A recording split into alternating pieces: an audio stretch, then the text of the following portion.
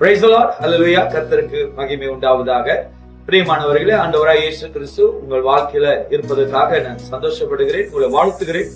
கர்த்தர் நம்மளோடு கூட சதா காலம் இருக்கிற நல்ல தேவன். ஆண்டவராய் இயேசு கிறிஸ்து இந்த பூமியில இருக்கிற நம்மளை அதிகமாய் அவர் நேசிக்கிறபடியால், அவருடைய அன்பு நம்மளுக்கு தேவன் தந்திருக்கிறபடியால் நாம் நிச்சயமாக நம் வழிகள் எல்லாம் கர்த்தர் நம் கூட இருப்பார் என்று உங்களை வாழ்த்துகிறேன். நானே எந்த சூழ்நிலைகள் வந்தாலும் ஆண்டவரை தேடுங்க, தேவனிடத்தில் அன்பு செலுத்துங்க. நிச்சயமாகவே அவர் அன்பாய் இருக்கிறது போல அவருடைய அன்புக்கு குறைவு இல்லை, அவருடைய அன்புல வகையில்லை. ஆமென். அல்லேலூயா.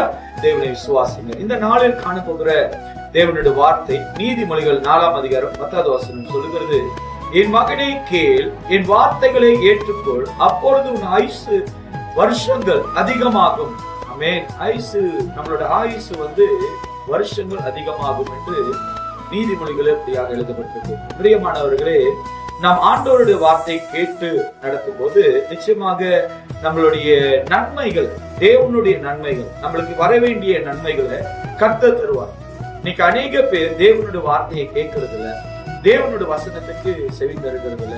சில இடங்கள்ல பார்க்கும்போது பாஸ்டருடைய பிரசங்கத்தை கூட விசுவாசிகள் கேட்காதபடிக்கு தன் காதுகளை உலகத்துக்கு பிரகாரமாய், உலகத்தில் இருக்கிற வார்த்தையின் பிரகாரமாய் அவர்கள் செவிகளை திருப்புகிறனால்தான் தேவனிடத்திலிருந்து புறப்பட்டு வருகிற வார்த்தை, ஊழியக்காரர் பேசுகிற பிரசங்கங்கள், அவருக்கு வருகிற வார்த்தைகள், சபைகள் தருகிற ஆலோசனை கூட சிலவர்களால கேட்க முடியாததுக்கு காரணம் என்ன அப்படின்னா, அவர்களுடைய பாதையானது உலகத்தின் மேல இருக்கிறது. பிரியமானவர்களே, நீங்களும் நானும் அப்படி அல்ல.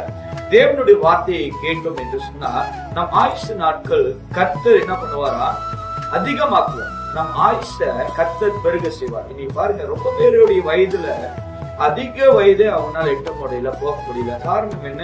அவங்க தேவனுடைய வார்த்தையில நிலைத்திருந்தாங்க என்று சொன்னா, தேவனுடைய வசனத்தை நாம் தியானம் பண்ணணும் என்று சொன்னால் நிச்சயமாக நம்மளுடைய வழிகள் எல்லாம் கர்த்தருப்பார். உங்க வழியில ஆண்டவர் இருக்கணும் என்று சொன்னால் நீங்கள் தேவனுடைய வார்த்தை கேட்டு பாருங்க. நிச்சயமாக உங்களுக்கு சமாதானமும் தேவ கிருபையும் பூர்ணமா இருக்கும் என்று சொல்லி உங்களை வாழ்த்துகிறேன். ஆமென். ஜெபம் செய்வோமாக.